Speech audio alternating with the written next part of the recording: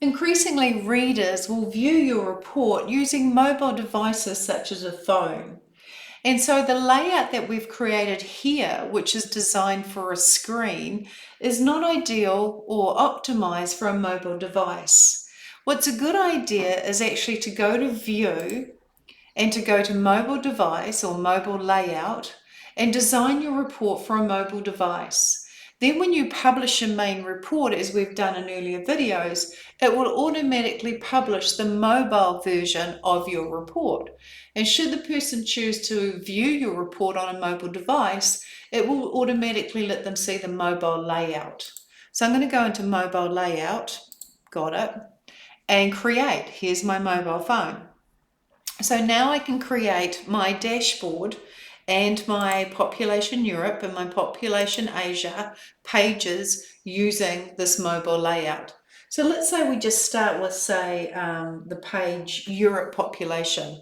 So Europe population, I'll decide I want the heading at the top. So I just drag it and I drop it and I resize it and put that on my mobile layout.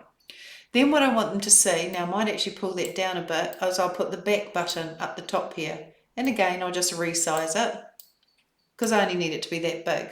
And in fact, I could then resize this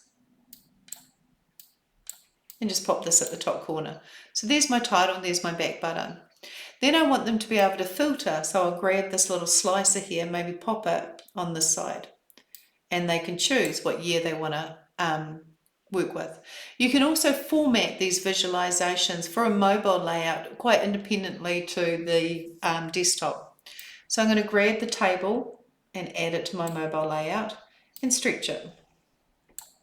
And so they'll see this and the population, which means that I'm going to have to bring this down and just try and get it to sit nicely.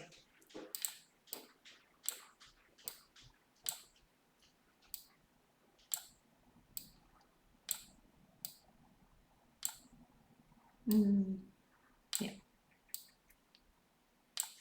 And then I might decide if I scroll down that I'll put the map here.